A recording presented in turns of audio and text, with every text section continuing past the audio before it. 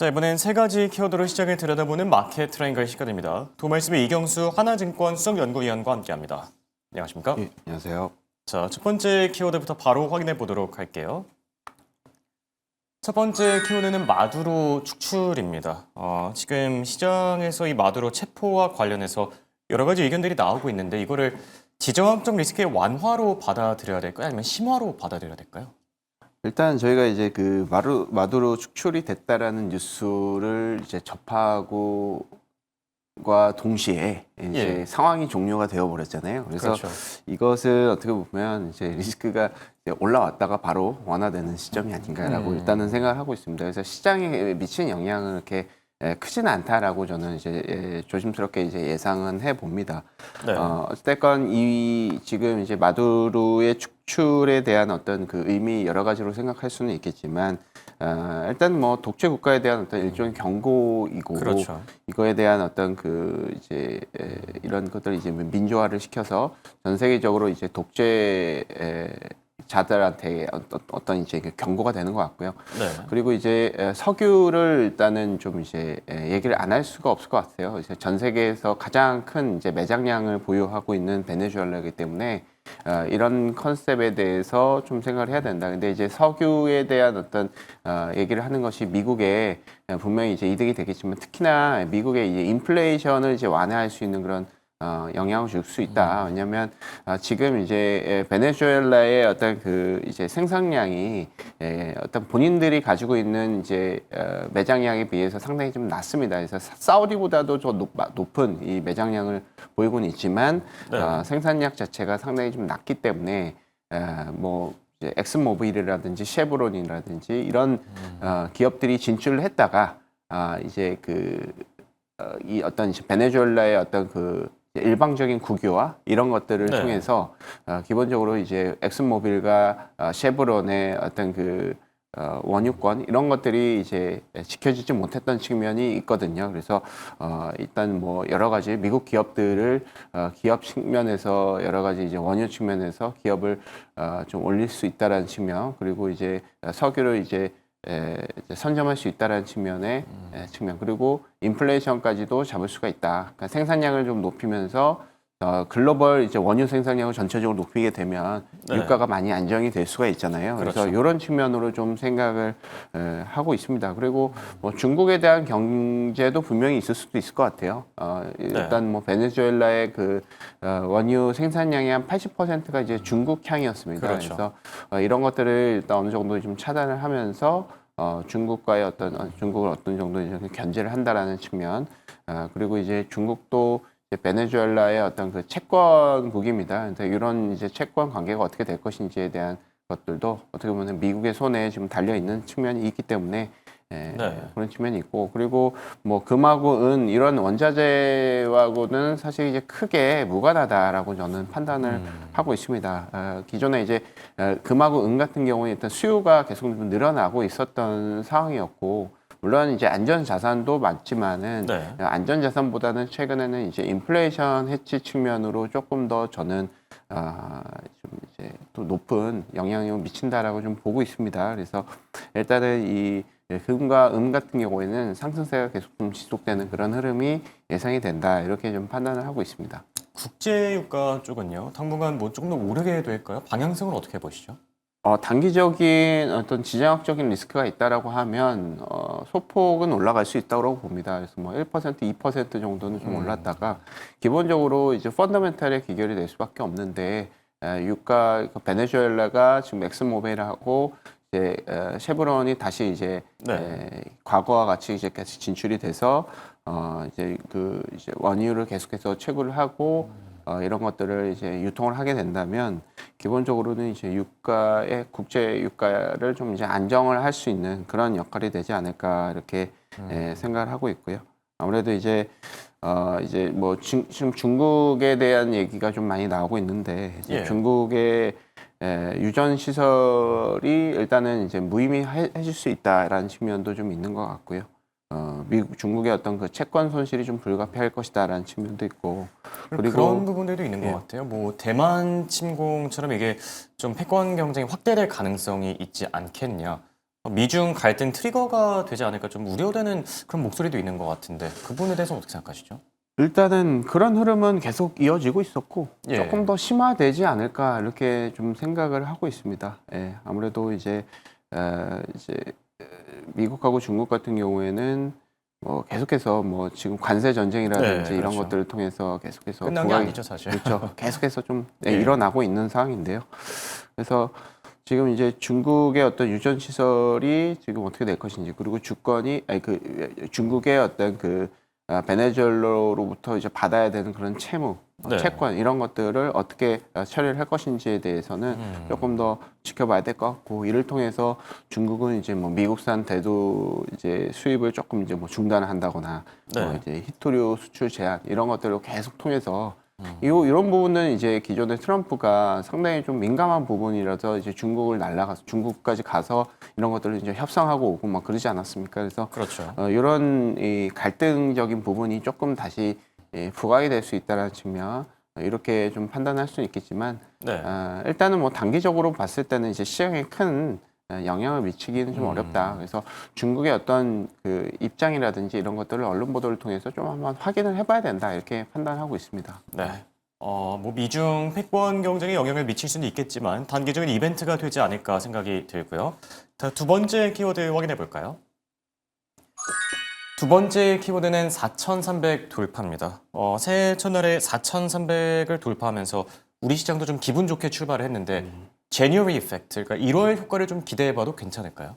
이번에는 괜찮지 않을까 일단 생각이 듭니다. 일단 뭐 예. 글로벌 AI에 대한 기대감은 계속 지속이 된다. 물론 이제 뭐 미국 증시의 이제 첫 거래 같은 경우에는 이제 나스닥보다는 이제 다우랑 S&P 500이 좀 올라서 기본적으로 약간 좀 부담스럽지 않았나 이렇게 생각이 들었지만 일단 한국 증시 측면에서 봤을 때 그 뒤로 일어났던 이제 한국 증시 같은 경우에는 상당히 좀 반도체 위주로 좀 많이 올랐단 말이죠. 그래서 지금은 글로벌 AI 시장 안에서도 이제 수익화가 될 수 있는 실질적으로 돈을 많이 버는 밸류에이션이 조금 리저너블한 그런 쪽에 대한 주가 상승률이 좀 의미 있을 것이다 이렇게 생각이 들고 있고요.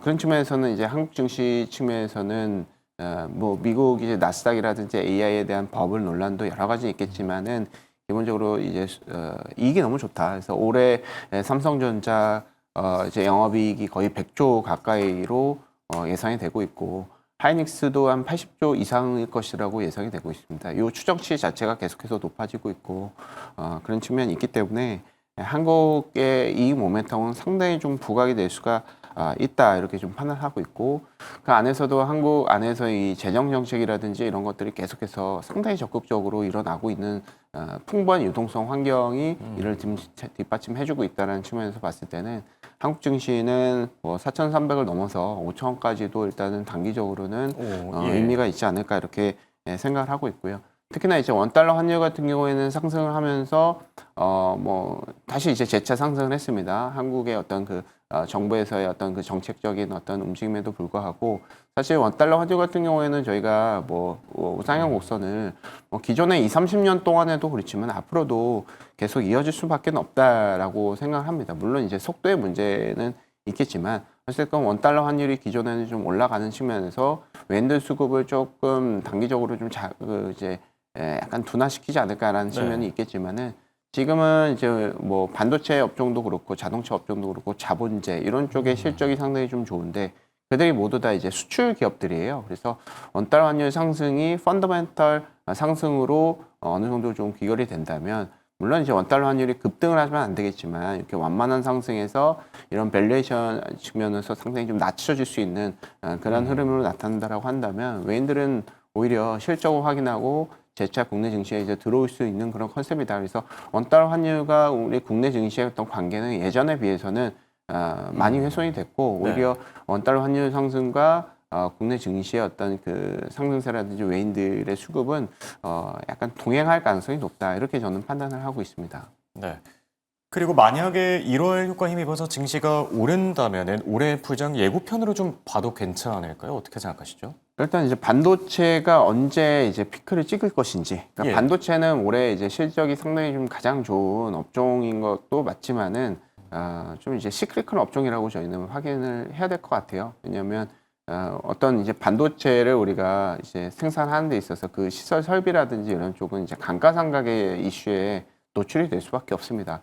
왜냐하면은 어떤 뭐 HBM4를 우리가 만든다라는 컨셉에서 HBM4에 대한 어떤 수요가 항상 일정할 수도 없고 그거에 대한 어떤 그 부품이 만약에 업그레이드가 된다. 그리고 경쟁사가 또 끼어든다. 이런 리스크가 항상 있기 때문에 그런데요. 그래서 일단은 이 과거 같은 경우에는 어떤 이제 반도체 이익 사이클의 한 절반 같은 경우에는 전반부 같은 경우에는 주가는 이제 동행을 한 측면이 있지만 후반부 같은 경우에는 주가 측면에서는 뭐 이익은 올라가는데 주가가 좀 떨어지는 그런 있었습니다. 그런 사례가. 그래서 이번 이제 우리가 이제 이익 증가율을 컨셉으로 봤을 때는 올해 네. 상반기는 이익 증가율이 뭐 100%뭐 이 정도 이제 나오기는 하겠지만은 하반기에는 이익 증가율이 조금 떨어지기 시작을 해요. 물론 이제 올해 상반기에 어떤 내용을 확인하고 하반기에 이익 실적이 상당 부분 이제 상향 조정이 될 수는 있겠지만 일단 지금 현재 컨센서스로 봤을 때는 하반기에 이익 그로스가 어느 정도 둔화된다라는 컨셉으로 본다면 이익은 계속 증가를 하지만 저희는 네. 이제 YY 증가율을 말씀을 드리는 겁니다. 그래서 하반기에 조금 이익 증가율이 둔화된다면 상반기에 오히려 조금 이제 반도체가 하반기보다는 조금 더 좋은 성과를 보이지 않을까 이렇게 생각을 하고 있고요. 그래서 그 하반기부터는 일단 오히려 이제 그 종목 장세 가능성이 좀 있지 않을까 이렇게 저희는 판단을 하고 있습니다. 네. 그리고 지금 뭐 이번 시장을 주도할 섹터를 두고 CS의 로봇이냐 아니면 뭐 JP모건 헬스케어의 바이오냐 의견들이 좀 분분한 것 같아요. 퀀트 쪽에서 봤을 때는 어디가 조금 더 유망해 보이실까요? 다 좋은 것 같습니다. 로봇하고 헬스케어 모두 다 좋은데요. 예, 재료들이 좋죠. 맞습니다. 그래서 이 이제 1월 달 같은 경우에는 약간 좀 그 저평가 종목군들, 저PER 종목군들이 성과가 좋은 그런 경향이 있었어요. 아무래도 기관 투자들이나 외인 투자들이나 1월 달에 성과가 상당히 좀 중요하거든요. 저희가 이제 어떤 펀드를 가입을 했는데 기준가가 이제 높고 시작하는 쪽이 있어요. 그런 상품들이 있습니다. 근데 그런 부분에 있어서는 만약에 극단적으로 한 10% 우리가 수수료를 띄고 시작한다라고 하면 이거는 이제 우리가 이제 1년 성과 측면으로 봤을 때 상당히 좀 불리한 측면이 있습니다. 그래서 10%를 개선한다고 하더라도 100이 되지는 않잖아요. 그래서 그렇죠. 1월 달에는 어떻게 보면 안전 마진이라는 단어가 가장 핵심적인 단어가 됩니다. 그리고 저희가 기관 투자들이나 뭐 외인 투자들이나 이제 만나서 이제 설명을 줄 때 이 밸류에이션에 대해서 1월 달에 상당히 좀 많이 얘기를 하는 측면이 있는 것 같습니다. 그래서 뭐 이제 제약바이오든 로봇이든 이제 밸류에이션 측면에서 어떤 리저너블한 쪽에 조금 관심을 갖는 실체가 있는 쪽으로 관심을 갖는다고 하면 지금으로서는 뭐 로봇 종목에서도 뭐 여러 가지 있겠지만은 그래도 조금 제약바이오가 조금 밸류에이션 측면에서는 의미가 있을 수도 있다. 이건 또 종목마다 이제 차별화가 있습니다. 어찌 됐건 섹터가 중요할 게 아니라 이제 밸류에이션 측면에서 유리한 측면이 있다. 그리고 지금 네. 이제 도표에서도 보시다시피 금리 같은 경우가 지금 이제 바닥을 떨어지지 못하고 있어요. 계속 바닥을 딛고 올라가는 상황이기 때문에 금리가 올라가게 되면 우리 잘 아시다시피 성장률보다는 가치주가 유리한 측면이 있는 것이고 이런 측면이 좀 지속이 되는 측면이 있다. 그래서 계절적인 측면 그리고 지금 이제 그 금리에 대한 어떤 그런 측면 그리고 1월 달에 어떤 계절성 이런 것들을 봤을 때는 우리가 이제 PBR이라는 그런 밸류에이션 잣대를 1월 달에는 우리가 매매하는 데 있어서 가장 이제 핵심적인 지표로 봐야 될 것이다. 이렇게 판단하고 있습니다. 최근에 저평가되었던 실적 관련주들을 좀 주목해 보는 게 좋을 듯 하고요. 자, 다음 키워드 확인해 보도록 할게요. 세 번째 키워드는 한중 정상회담입니다. 이재명 대통령의 정상회담으로 이제 한학령 해제 수혜주들이 좀 각광을 받게 될 것 같은데 이번 계기를 좀 날아오를 수 있을까요? 어떻게 보시죠? 이번 이제 한중 정상회담은 이번 주말 사이 전후로 해가지고 조금 내용이 바뀔 수도 있을 것이다. 네. 왜냐하면 베네수엘라 이제 마두로 축출이 있었기 때문에 아무래도 이제 독재 국가들은 어떻게 보면 소위 얘기해서 약간 긁힌다고 얘기를 하죠. 그러니까 독재자들은 어느 정도 긁힌 네. 측면이 있기 때문에 기반에 이제 본인들이 가지고 있는 어떤 이제 그 최대한 어떤 어떤 재료를 통해서 기본적으로 이 무역 협상이라든지 이런 것들에 상당히 조금 만전을 기할 가능성이 높다. 그리고 최근 네. 같은 경우는 이제 한국과의 관계를 많이 신경을 쓰고 있는 것 같습니다. 이것도 결국은 미국을 좀 전제를 하거나 이런 측면이 되겠죠. 그래서 사드 이후에 저희 이제 그 한국에 대한 제재를 계속해서 제재를 좀 완화하는 측면이 있기 때문에 아무래도 뭐 이제 이런 제재뿐만 아니라 한국 기업들과 어떤 이제 협력 이런 것들이 상당히 좀 많이 부각이 될 가능성이 높다 이렇게 판단을 하고 있고요. 그래서 네. 중국 입장에서는 이제 한국의 필요성이 기존에 비해서는 더 높아질 수밖에 없다라는 측면이 있는 것 같습니다. 그래서 뭐 호텔 레저라든지 엔터 미디어, 화장품 이런 이제 중국 관련주들이 생각보다 오늘 같은 경우는 좀 세지 않을까 이렇게 좀 판단을 해보고 있습니다. 네. 그리고 지금 중국의 한일령은 또 길어지고 있는데 올해 백화점이나 카지노, 호텔 쪽 같은 이 한일령 수혜주들의 투자 포인트는 어디에 있다라고 생각하세요? 일단은 이제 다 괜찮을 것 같습니다. 근데 이 백화점, 카지노, 호텔 이 업종 같은 경우가 뭐 밸류에이션이 엄청 높거나 막 이런 이제 이익이 상당히 불안정하거나 그런 쪽이 아니에요. 그리고 네. 해당 업종군 같은 경우에는 여러 가지의 어떤 그 환경 속에서 상당히 밸류에이션이 낮은 쪽으로 저평가 영역으로 저희는 확인을 하고 있습니다. 물론 이제 최근에 호텔 같은 경우에는 밸류에이션이 조금 높아진 측면이 있어요. 그렇지만 PER 측면 뭐 서부 T&D라든지 뭐 이런 쪽에서 밸류에이션 높아봐야 한 20배 조금 넘는 수준. 근데 이제 PBR 같은 경우는 다 1배 미만이거나 1배를 조금 넘는 수준이기 때문에 밸류에이션 측면에서는 크게 부담은 없다. 그래서 중국 측면에서 우리가 이제 기존에 수혜를 받았던 부분이 거의 제재를 통해서 거의 이제 중장기적으로 떨어져 있는 측면이 있기 때문에 이런 것들이 좀 반등할 수 있는 그런 여지도 있는 것 같고 지금 화면에 보시다시피 이제 엔터 종목군들도 상당히 네. 이런 쪽과 중국 관련주하고 좀 잘 맞는 쪽이 아닌가 이렇게 생각이 들고 있고요. 그래서 중국 관련주에 대해서는 물론 이제 펀더멘탈에 대한 내용은 단기적으로 이제 협상을 통해서 확인을 해봐야 되겠지만은 기본적으로는 뭐 상당히 좀 의미 있는 센티먼트를 보유할 것이다 이렇게 판단하고 있습니다. 네. 자, 지금까지 하나증권의 이경수 수석연구위원과 함께했습니다. 네, 고맙습니다.